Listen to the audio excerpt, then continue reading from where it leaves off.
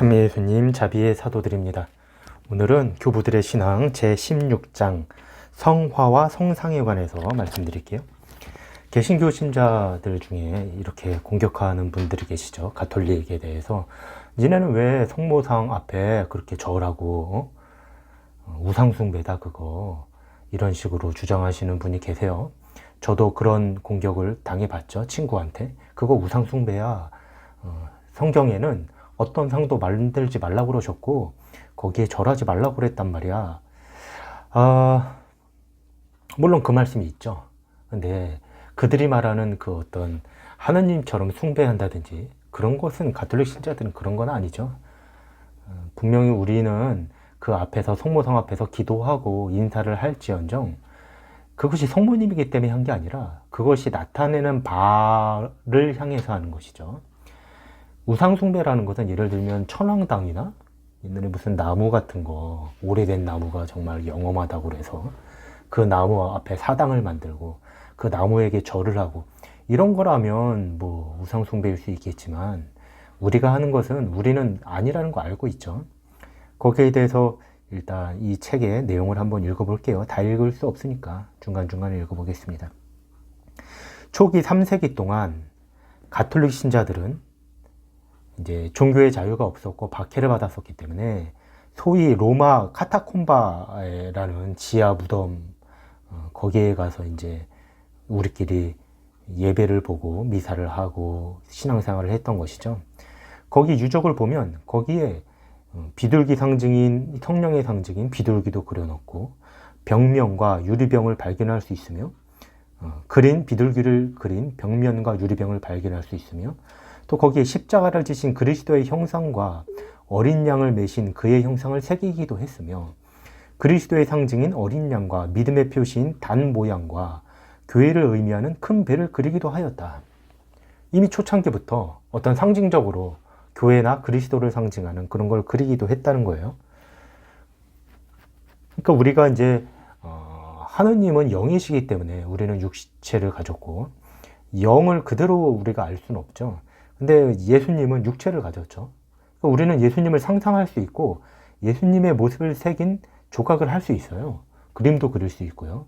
개신교 신자들도 보면 가끔 개신교 신자인데 예수님 상본 가지고 다니시는 분 계시거든요. 왜냐하면 그게 지극히 인간적인 것이기 때문입니다. 상본을 가지고 다닌다고 해서 그 예수님 모습을 나타낸 게 예수님 자신이기 때문에 그런 건 아니죠. 기니까. 근데 이런 것은 옛날부터 많이 있었다는 거예요. 이 책에 보면 그 황제들도 우상 막 띄어내라고 그러고 그랬다는 거예요. 근데 그 이면에는 교회가 가지고 있던 재물을 가지고 싶었던 어떤 욕심이 있었던 것이죠. 띄어내서. 가톨릭 신자치고 이교의 우상과 가톨릭의 성상과는 근본적인 차이를 모르는 이가 없다. 이교인들은 우상 자체에 무슨 신적 영험이 있거나 하고 그를 숭배함으로 그야말로 우상 숭배 행위가 되지만 가톨릭 신자들은 누구든지 성상 자체에는 아무 지성이나 도울 능력이 없음을 잘 안다. 다만 하늘에 실제하시는 하느님과 성인들을 숭배하는 마음으로 할 뿐이다. 그러니까 이교인들이 무슨 오래된 물건에는 도깨비처럼 뭐가 귀신이 붙어 있다든지 그런 게 아니에요. 우리는요. 하느님을 나타낸 것이죠. 그렇기 때문에 우리가 그것을 소중히 여기는 것이죠. 엄마 아빠 사진을 엄마 아빠가 아니라고 해서 막 찢어발기면 왠지 마음이 깨림직하잖아요. 왜냐하면 그것은 엄마 아빠를 나타내는 것이기 때문에. 그죠? 여기도 나오죠. 여기에 좀 더 명백한 설명을 붙이려 한다. 약 20년 전 이탈리아 군인이 프랑스 국기를 모욕하였을 때 프랑스 정부는 전쟁을 일으켜서라도 이 문제를 해결하려 하였다. 그런데 모욕을 당한 것은 하찮은 헝겊 조각이었다. 프랑스 정부는 이 작은 헝겊 조각 때문에 그처럼 분개하여 전쟁까지 일으키려 하였던가? 아니죠. 예. 헝겊 조각이 중요한 게 아니었다는 거예요. 우리가 국기 앞에서 경례를 하잖아요. 국기 무슨 천 조각이 대단해서가 아니라 그것이 표시하는 것이 있다는 것이죠. 이것을 잘못 해석하면 어떤 종교는 아예 경례도 안 합니다, 진짜. 그러니까 해석을 그렇게 하니까 경례도 안 하고 뭐 예수님이 하신 말씀 있잖아요. 너희는 아무에게도 아버지라고 불리지 마라. 하늘에 계신 아버지 한 분뿐이시다. 너희는 스승이라고 부르지 않도록 하여라. 이 말을 잘못 해석해서 정말 아버지를 안 불러요. 그리고 그 어떤 데는 그렇게 하고 또 어떤 데는 또 스승이라고 불리지 말라고 그랬는데 그럼 스승이라고는 그러면 부르지 않고 아버지는 또 아버지라고 불러요. 그러니까 그들 생각에는 아버지는 차마 아버지라고 부르지 않는 것이 그렇게는 못하게 했었나 봐요. 그러니까 이러쿵저러쿵 해석도 많고 그렇게 해석하면 안 되는 것이죠. 그 자체를 예수님이 정말 아버지라고 부르지 말고 그렇게 뜻이 그게 아니에요. 그 안에서는요. 그냥 어린이들도 알아들을 수 있는 비유입니다. 그거는 어떤 상징인 것이지 그것을 정말 그렇게 하라고 알아들으면 안 되는 것이죠. 그러면 국기에 대한 모욕은 헝겊이나 색깔 자체에 돌아가는 것이 아니고 오직 그 국기로 표시되는 그 나라에 돌아가는 것이며 국기 앞에서의 경례 역시 그 나라에 대한 경례라면 오직 성상 앞에서의 경배만은 성상의 재료인 대리석이나 석고에 대한 경배로 규정하는 이유는 대체 어디 있단 말인가 이렇게 얘기를 해요. 우리가 성상 앞에서 기도를 한다고 해서 성상 석고에 하는 게 아니에요. 석고는 부러진다고요. 그죠? 부서지고 그것이 나타내는 바가 있다는 것입니다.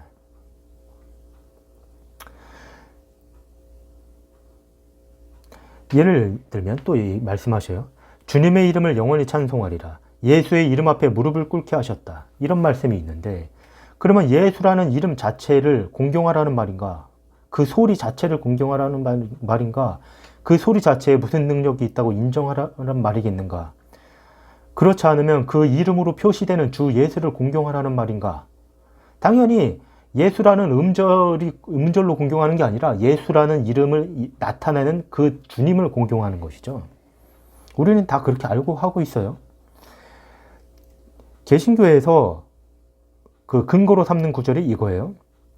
너희는 위로 하늘에 있는 것이나 아래로 땅 위에 있는 것이나 땅 아래 물속에 있는 어떤 것이든 그 모양을 본떠 새긴 우상을 섬기지 못한다. 그 앞에 절하며 섬기지 못한다. 이거를 모든 상을 만들지 말라고 해석하면 뭐가 잘못되냐면 구약에 하느님이 뭘 만들려고 그러냐면 거룩을 만들려고 그래요. 계약의 궤를 만들려고 그러고 계약의 궤에 가로는 몇 센치, 세로는 몇 센치, 향백나무로 하고 이런 거 다 나와요. 그 다음에 거룩도 날개는 몇 센치, 그 다음에 그 앞에서 제사를 드리는데 그러면 하나님은 우상 숭배를 하라고 시킨 거냐? 여기 보면 뭐라고 그러냐면 하느님께서는 그렇게 만들면 모순을 행하신 것이다 스스로. 하느님께서는 순굽으로 거룩을 만들라고 명하셨다. 순굽으로 거룩상을 만들라고 명하셨어요. 또 모세에게 구리뱀을 만들라고 그러셨어요. 뱀은 양서류죠. 파충류인가? 양서류인가? 잘 모르겠어요. 파충류인가 양서류인가? 어쨌건 그건 땅 위에 있는 어떤 동물이잖아요. 그걸 왜 만들어서 보라고 그랬을까요? 그러면 모순이 되는 거죠. 그거는 다르게 해석해야 되는 것입니다. 우리는 그걸 다 알죠. 이미 알아요. 그것이 우상 숭배 아니라는 걸 알고 있습니다. 그렇게 따지면 어디서든지 무릎 꿇고 기도하면 안 돼요, 여러분. 무릎 꿇었을 때 만약에 방향이 무릎 꿇었는데 책상이다. 그러면 다른 사람이 와서 당신은 왜 책상에 대고 경배합니까? 이러면 딱 책상에 대고 한 게 아니고 하느님에 대해서 한 건데요. 당신은 지금 책상에 대해서 무릎을 꿇었잖아요. 이렇게 말할 수도 있는 거죠. 왜 텔레비전을 보고 경배합니까? 이런. 여기서 말하는 것은 어떤 토속신앙, 그러니까 잘못된 신앙이 있잖아요. 옛날에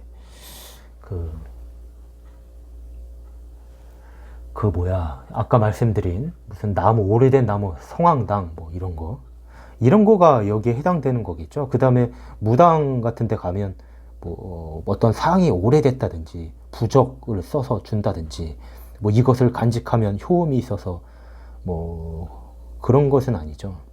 예.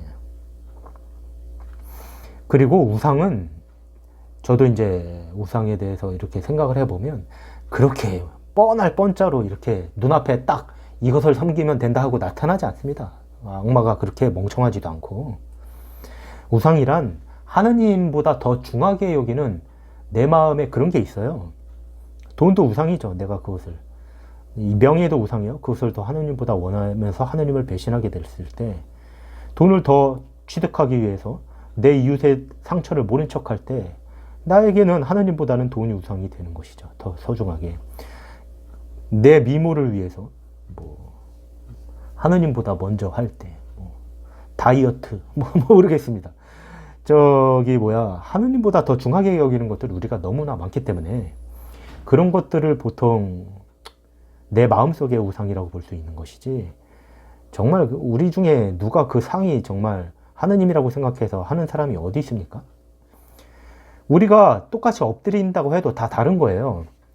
여기 보면 롯이 두 천사 앞에 꿇어 엎드린 것은 하느님이라 그런 게 아시나? 고귀한 손님에 대한 경의의 표시요. 야곱이 에사오에게 엎드린 것은, 야곱이 에사오를 만날 때 몇 번 절하잖아요, 엎드려서. 그게 하느님한테 우상 숭배한 게 아니에요. 그냥 윗사람에 대한 아랫사람의 복종의 표시요. 솔로몬이 밧세바를 경배한 것은, 그러면 솔로몬이 어머니를 우상 숭배한 거냐? 그게 아니죠. 어머니에 대한 아들의 효성의 표시며, 나단이 다윗왕 앞에 엎드린 것은, 나단이 예언자로서 다윗 왕 앞에 엎드린 것은, 정말 나단 예언자인데 하느님 말고 그러면 다윗을 우상 숭배한 거냐? 그게 아니죠. 그냥 국왕에 대한 신하의 복종의 표시인 것이죠. 사람이 또 하느님 앞에 엎드리는 것은 창조주에 대한 피조물의 흠숭의 표시인 것입니다. 다 같이 엎드려도 그 의미가 다 다른 거예요. 우리가 그러면 옛날에 김수환 추기경님이 절에 가서 불상에 절한 적이 있다고요. 그게 우상 숭배냐? 그쵸? 그렇지 않죠. 김수환 추기경님이 정말 그 불상에 효험이 있고 부처님께 한 게 아니에요.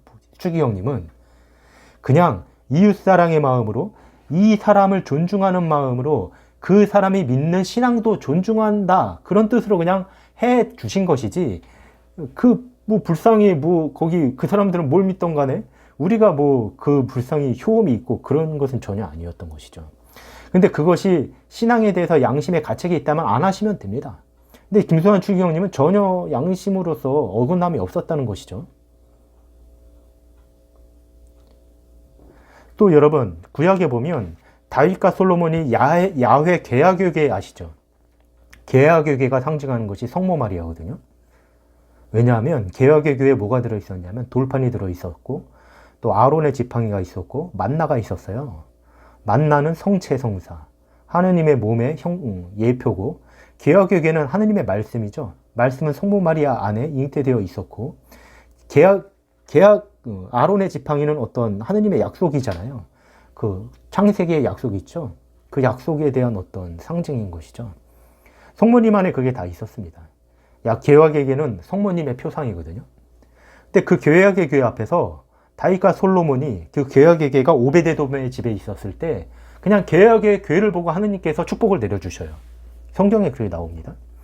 그리고 다윗은 계약의 궤 앞에서 살찌는 황소를 잡아 바치고, 솔로몬도 그렇게 했는데, 그러면 계약의 궤 그 우상 숭배 아니에요? 그러면 그 궤 앞에 그 궤가 뭐라고, 마카시아 뭘로 만든 것 같은데, 그 안에 만나가 있던지 뭐가 있던 간에 그건 다 석판이자 항아리고 아무것도 아닌데, 하느님이 아닌데, 그것이 상징하는 바가 있는 것이죠. 즉 하느님께 경배를 한 거예요. 솔로몬과 그 제사장들도 그거 가지고는 우상 숭배라고 하지 않으면서, 왜 주 예수님의 성상 앞에서 경배를 했다고 해서 우상 숭배라고 하느냐? 참 기괴한 일이다, 이렇게 말할 수 있습니다. 그 밖에 초대교회의 명성이 쟁쟁하였던 테르툴리아노, 성 바실리오, 성 그레고리오, 나지안조의 그레고리오, 성 그레고리오 니사, 성 예로니모, 성 아우구스티노, 성 바울리노 등 석학들의 이에 대해 증언한다. 그런 것이 많이 있지만 그런 것은 생략하겠다, 이렇게 얘기하셔요. 근데 여러분, 우리 성당에도 보면 지금 스테인글라스가 있죠. 거기에 보면 예수님의 행적이나 복음을 많이 이렇게 거기에 표시해 뒀어요. 개신교는 뭘 해두는지 모르겠어요. 개신교도 아마 그거 해두지 않나?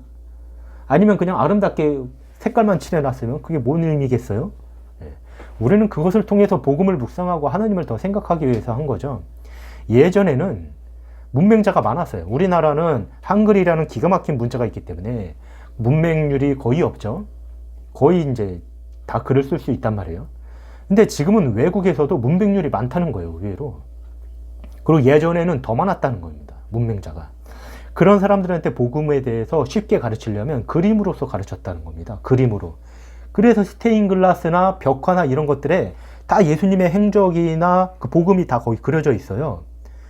그래서 하느님의 어떤 복음을 가르쳐 주는데 굉장히 도움이 됐다는 겁니다. 그 당시에. 문맹자들도 그걸 보면서 묵상하고 했다는 거예요. 우리 집안에 모시는 것도 굉장한 도움이 되는 것이죠. 십자가도 마찬가지예요, 사실. 십자가 그러면 뭐하러 십자가 교회에 뭐하러 십자가 둡니까? 십자가도 그거 상징하는 거잖아요. 그 앞에서 왜 경건하게 행동하죠? 십자가가 뭐라고 나무 조각인데 그것이 상징하는 바 때문인 것이죠. 자, 여기까지 하겠고 다음에는 연옥에 대해서 한번 할게요.